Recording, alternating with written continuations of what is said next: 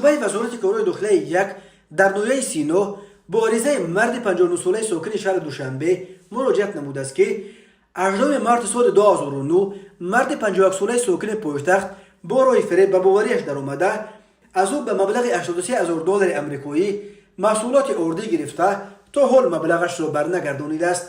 از روی این حادثه تفتیشات ادامه دارد.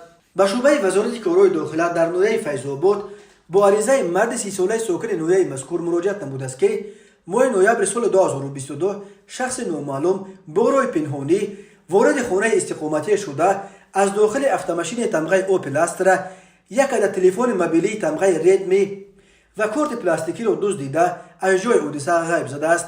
ضرر رسانیده شده 18,000 سومانی را تشکیل می‌دهد. در نتیجه گذراندن چاره‌بینی‌های اپراتیوی جستجویی از جانب کارمندان میلیسیا مرد 50 ساله ساکن نویه ذکر گردیده همچون گمانبر در صادر نمودن جنایت دزدی دستگیر کرده شد. از روی این حادثه ها تفتیشات ادامه دارد.